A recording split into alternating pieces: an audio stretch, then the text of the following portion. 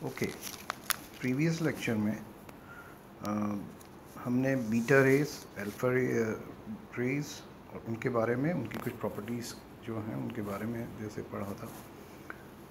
आज ने हम बीटा रेस, गामा रेस और रेडिएटिव डिके जो रदरफोर्ड का लॉ है उसके बारे में थोड़ा चर्चा करेंगे। बीटा रेस के बारे में जैसे बताया था कि चार्ज पार्टिकल्स हैं, पॉजिट्रॉन्स और इलेक्ट्रॉन्स। चार्ज जो है उनमें इलेक्ट्रिकल चार्ज -e + e दोनों से कर सकते हैं, और उसको रिप्रेजेंट करने के लिए मास जो है वो rest mass of the electron लेते हैं। और क्योंकि ये चार्ज पार्टिकल्स हैं, आयनाइज करते हैं मीडियम को, लेकिन क्योंकि लाइटर पार्टिकल्स हैं तो एनर्जी लॉस जो है वो स्लो होता है और लार्जर डिस्टेंसेस को किसी भी मीडियम में ट्रैवल करेंगे। उसी तरह हमने इनके दो एग्जांपल्स दिए थे, जिसको हमने neutron going to proton plus electron in an anti neutrino, और proton going to neutron plus positron and neutrino. और ये कहा था कि जो एनर्जी स्पेक्ट्रम है वो एक कंटिन्यूस स्पेक्ट्रम होता है जिसके अंदर की वो राइज करता है स्पेक्ट्रम, और उसके बाद वो फॉल होता है स्मूथ मैक्सिमम आने के बाद। जहाँ वो मिलता है एक्स एक्सिस पे, उसको हम एनर्जी, एंड पॉइंट एनर्जी से रिप्रेजेंट करते हैं, और ये मैक्सिमम एनर्जी है जो कि काइनेटिक एनर्जी ऑफ इलेक्ट्रॉन होती है, जो इलेक्ट्रॉन लेके में जाता है। नाउ एक्सप्लेन करने के लिए, यदि न्यूट्रिनो नहीं होता तो किस तरह का स्पेक्ट्रम होता, तो उस केस के अंदर हमारे पास दो लाइंस आती और इसीलिए ये एक शार्प स्पेक्ट्रम होता। न्यूट्रिनो की वजह से जो मोमेंटम है वो डिस्ट्रीब्यूट होता है पार्टिकल्स में, और एनर्जी भी आपस में बांट दी जाती है with maximum energy carried by the electrons. तो इस कंटिन्यूस स्पेक्ट्रम को एक्सप्लेन करने के लिए जब भी न्यूट्रॉन या प्रोटॉन ट्रांसफॉर्म होगा प्रोटॉन या न्यूट्रॉन में, तो उसके अंदर जैसे बताया था इलेक्ट्रॉन और या पॉजिट्रॉन और एक एंटी न्यूट्रिनो न्यूट्रिनो निकलेगा, और ये थर्ड पार्टिकल जो है ये इसकी कंटिन्यूस कर को रिप्रेजेंट करता है। सेटिस्फाई किस किस को करेगा? दो लॉज मेनली हैं, one is energy, another is momentum, although there are other principles जो कि फॉलो होने चाहिए, जिसमें लेप्टॉन नंबर है, बैरियन नंबर है और पैरिटी है। इस तरह की आइसोस्पिन है जो हम बाद में देखेंगे क्या क्या क्वांटिटीज़ हो सकती हैं। न्यूट्रिनो जो पार्टिकल है वो unlike this proton and electron negligible mass का होता है, इसमें कोई चार्ज नहीं होता, और ये spin half, that is it is a fermion. और ये इंटरेक्ट जो है वो मैटर के साथ बहुत वीकली करता है। देयरफॉर जो हमने चार इंटरेक्शन के टाइप्स बताए थे, strong, weak, electromagnetic and gravitational, उसमें वीक इंटरेक्शन उसके पार्ट है। तो जैसे कि इलेक्ट्रॉन और पॉजिट्रॉन्स एंटी पार्टिकल होंगे, तो उसी तरह न्यू और न्यू बार या neutrino and anti neutrino are also anti particles of each other. Now जो ये एनर्जी है, जैसा मैंने बताया था पहले भी कि एनर्जी जो है वो और मोमेंटम, ये दो हैं वो आपस में डिस्ट्रीब्यूट होते हैं, एंड देयरफॉर इस केस में हमें जो कट ऑफ आती है वो just due to the electron होती है। लेकिन इस तरह का बीटा डीके का एक और प्रोसेस होता है जिसको हम इलेक्ट्रॉन कैप्चर भी बोलते हैं, और इलेक्ट्रॉन कैप्चर को समझने के लिए हम इस प्रोटॉन वाला जो रिएक्शन था, P going to N + E plus nu anti neutrino, उसके अंदर अगर हम इलेक्ट्रॉन्स को बम्बार्ड करवाएं प्रोटॉन्स से, तो आप पाएंगे कि वो रिएक्शन होगा न्यूट्रॉन्स और न्यूट्रिनो का। इसके अंदर कैसे होता है ये प्रैक्टिकली, इसको करने के लिए न्यूक्लियस जो है वो कैप्चर करता है ऑर्बिटल एटॉमिक इलेक्ट्रॉन्स को, और ये इलेक्ट्रॉन्स ज़्यादातर के शेल से आते हैं, और इस केस के अंदर न्यूट्रिनो जो है वो होता है। अब क्योंकि इसके अंदर दो ही पार्टिकल्स हैं, तो प्रोसेस जो है वो मोनो एनर्जेटिक होता है, that is both of them have a well defined energy and therefore the line spectrum जो है वो आपको देगा। मोनोएनर्जेटिक इसके अंदर न्यूट्रिनोस होंगे। नौ किसी भी चीज़ के लिए कोई चीज़ टूटती है न्यूक्लियर में, तो उसके लिए जो डिसइंटीग्रेशन एनर्जी है उसको हम एक क्वांटिटी से रिप्रेजेंट करते हैं, जिसको हम बोलते हैं Q value of the decay. So beta minus decay के लिए हम इस तरह रिप्रेजेंट कर सकते हैं, Q is equal to M mass of represent by A and Z value minus the atomic mass A Z plus one और C square से मल्टीप्लाई करेंगे, because this is equivalent to that my equation E is equal to mc square. So Q is for beta plus decay, you can write this as m az minus m az minus 1 minus 2me, उसके अंदर plus 2me ऊपर रहेगा और electron capture में az minus m az minus 1 square. So Q अगर decay होना है तो Q की वैल्यू हरदम पॉजिटिव रहनी चाहिए। Now the third part is or the third type of ray is gamma ray. Now for gamma ray, what is actually a gamma ray? It is just the electromagnetic radiation है जिसका की wavelength small होती है।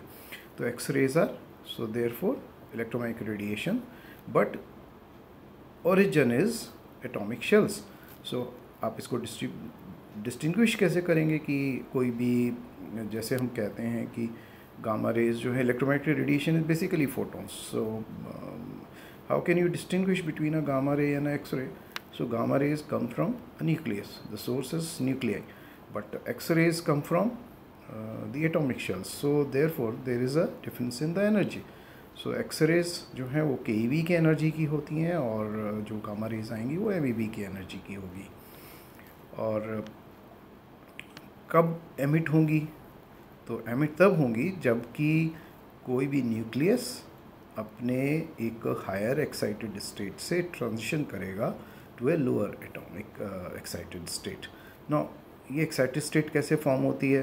तो जब भी कोई parent disintegrate करेगा तो एक डॉटर न्यूक्लियाई को फॉर्म करेगा। अगर वो डॉटर न्यूक्लियाई अनस्टेबल है तो डी एक्साइट करेगी और ऐसे में वो लोअर एनर्जी की तरफ जाएगी जब, तो वो हायर लेवल से लोअर लेवल जाने पर गामा रे को एमिट करेगी। इसीलिए जितने गामा रे प्रोसेसेस होते हैं they are all followed by normally a beta decay और अ अल्फा डिके।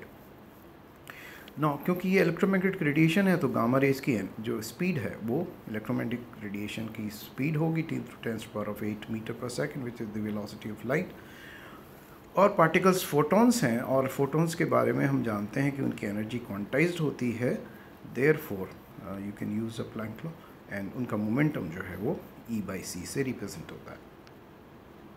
तो यदि मुझे किसी दो लेवल्स के बीच में एनर्जी फाइंड आउट करनी है कि गामा रे की एनर्जी क्या होगी, तो आप जो इनिशियल स्टेट है और जिसमें से जो फाइनल स्टेट में गया है उसकी डी एक्साइटेड स्टेट्स के difference EI minus EF will give me the value of the energy h new. And इसमें क्या इंटेंसिटी रहेगी गामा रेज की, तो वो आप उससे नंबर ऑफ़ फोटॉन्स जो पास करेंगे किसी भी per unit area per unit time, उससे आप कैलकुलेट कर सकते हैं। तो इसको आप पिक्टोरियली रिप्रेजेंट कैसे करेंगे एनर्जी लेवल्स को?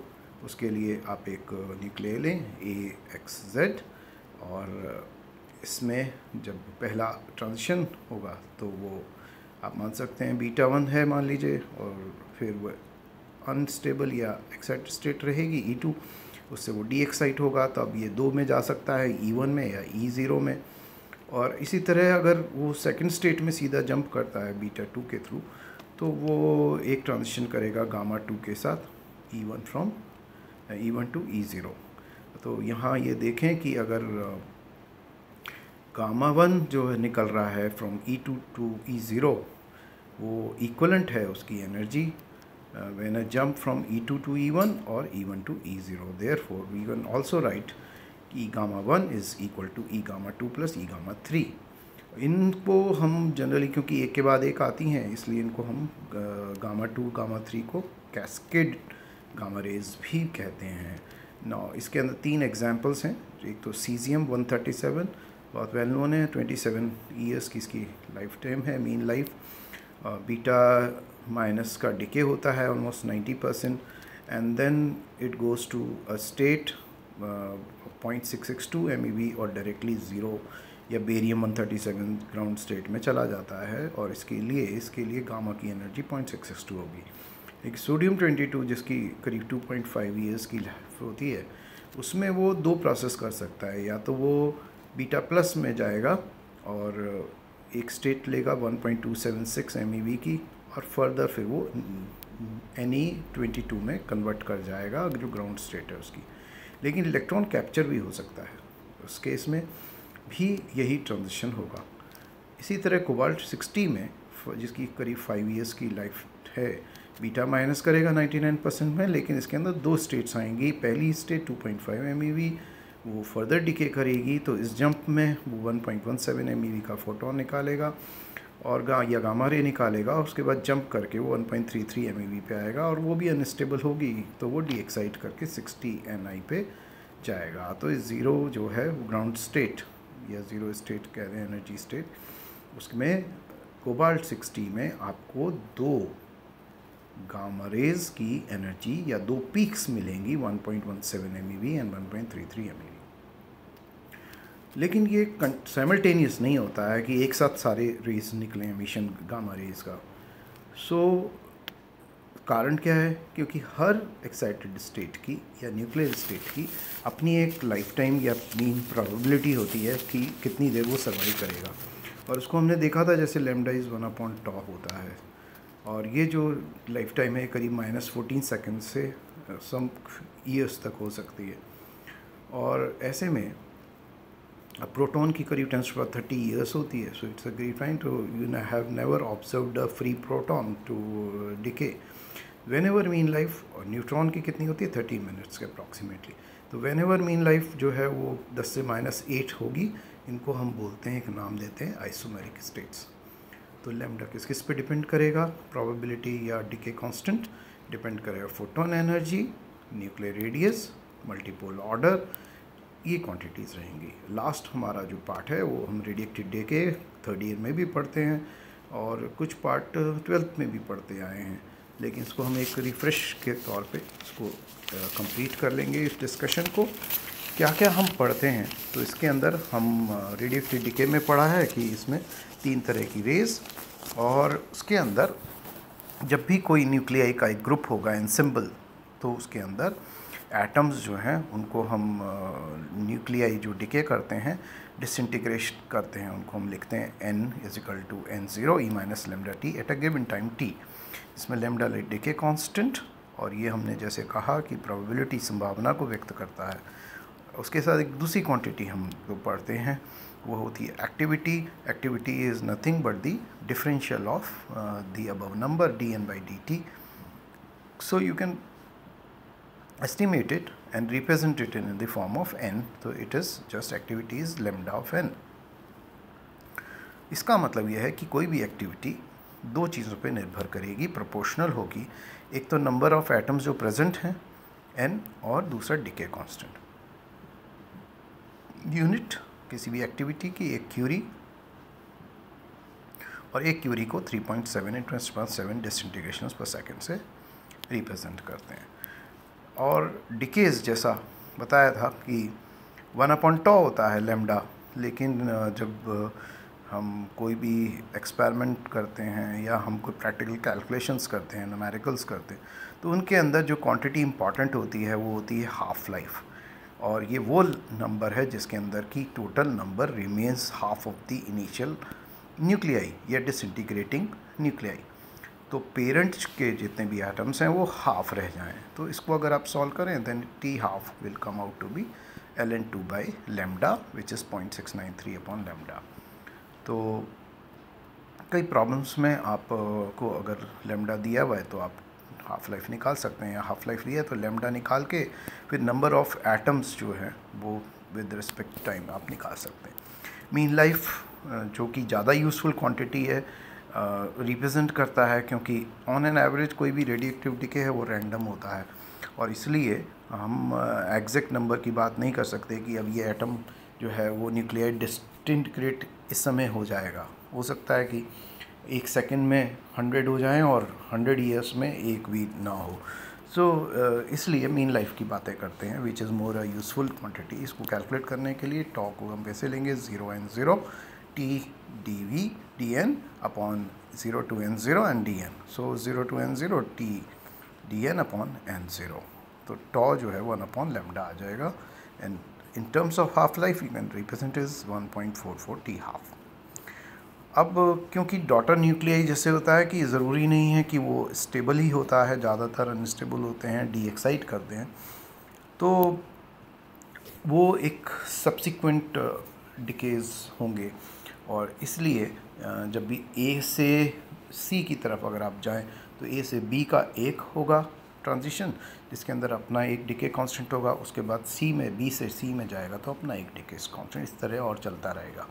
ऐसे प्रोसेस के लिए यदि हमें निकालना हो कि बी टाइप के कितने रह गए एक समय के बाद, तो हम इसको रिप्रेजेंट कर सकते हैं B equal to NA 0 lambda A upon lambda B minus lambda A E minus lambda A T minus ये NA 0 जो है बेसिकली जो इनिशियल नंबर है वो T इक्वल टू 0 वो एटम्स जो थे या न्यूक्लियाई लेके चले थे उसको रिप्रेजेंट करेगा।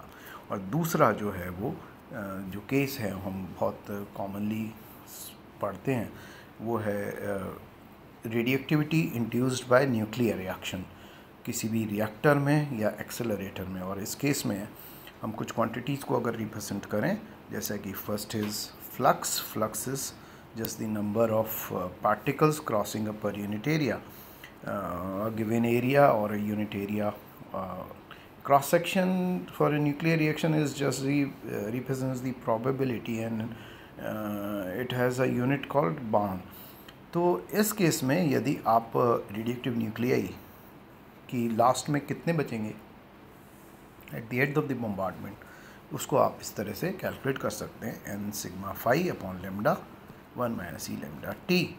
और इसमें लेमडा जो है वो आपके डिके कांस्टेंट है प्रोडक्ट न्यूक्लियाई का, n जो है वो total of nuclei target items में है, तो e equal to 0। This is completes this. And जो भी हमारा अभी पार्ट था बेसिक अंडरस्टैंडिंग का, अब जो पार्ट वो करेंगे हम उसका एग्जैक्टली कौन कौन से प्रोसेसेस हो सकते हैं जिनके थ्रू वो मैटर से रेडी इंटरेक्ट करेगी विद ऑल दीज कंसेप्ट जो हमने अभी पढ़े। इसमें आप जो बुक अच्छी यूज़ कर सकते हैं वो एक RD Burns की है, एटॉमिक न्यूक्लियस, मैग्रो हिल की। एक और बुक है जो Alonso and Finn, fundamental university physics volume 3, उसको आप यूज़ कर सकते हैं, कहीं मिले उसको पढ़ें और इनको आप अच्छी तरह समझें, एंड जिससे कि आगे के जो पार्ट है वो हमारा ईजी हो जाए। Thank you.